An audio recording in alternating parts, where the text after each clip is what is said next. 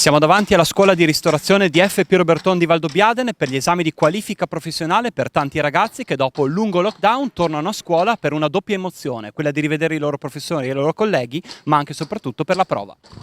Siamo molto contenti perché in questo esame abbiamo voluto che i ragazzi esprimessero anche le loro eccellenze, quello che hanno imparato in questi 3-4 anni di scuola, e quindi abbiamo voluto dare spazio al fatto che scegliessero un'esperienza da dimostrare, un'esperienza pratica da dimostrare, oltre al colloquio orale, e ci sembra veramente che i ragazzi abbiano apprezzato e si stiano impegnando al massimo. È chiaro che adesso, come dire, lo scenario del lavoro, delle opportunità lavorative è più complesso, tanto più è importante che noi come scuola prepariamo bene i ragazzi, e molti di loro, nonostante la crisi, stanno trovando opportunità di lavoro anche già per quest'estate.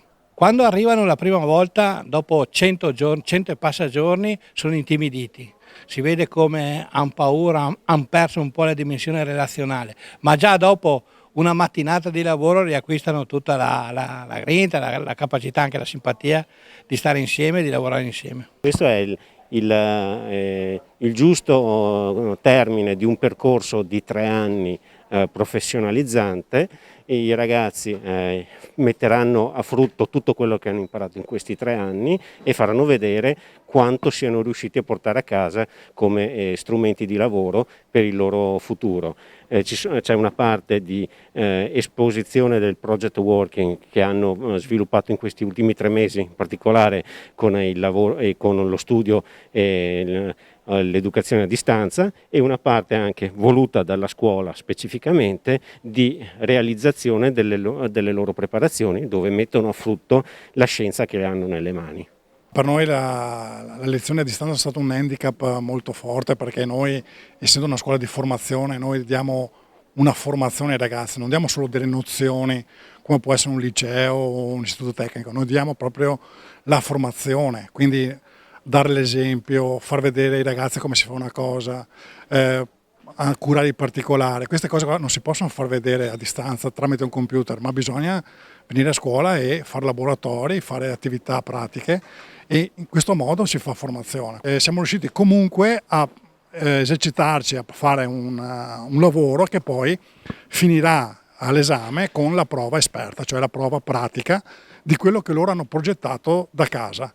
Quindi il tema era le colline UNESCO, quindi un piatto dedicato alle colline UNESCO, e quindi da una ricerca prima degli ingredienti, poi delle tipicità, poi della cultura del territorio, la formologia del territorio e tutto, siamo arrivati a creare, ognuno ha creato il suo piatto. Allora, la prova di oggi consiste nel realizzare un piatto, come avevo detto prima, sulle colline UNESCO, quindi sul tema del territorio, e una prima parte dovranno realizzare il piatto partendo dalla materia prima fresca e successivamente spiegarlo alla commissione, al presidente d'esame, nel lavoro che hanno preparato in PowerPoint, e quindi sia abilità pratiche ma anche abilità di esposizione. Che cosa stai facendo adesso, Andre? Adesso sto sfruttando il pesce per la mia ricetta che presento per il concorso delle colline UNESCO. Come si chiama la tua ricetta? La crema di patate con erbe di campo e la torta affumicata. I ragazzi hanno lavorato su un progetto nei mesi di didattica a distanza, che abbiamo visto via slide, via PowerPoint, e adesso ci portano il frutto del loro lavoro.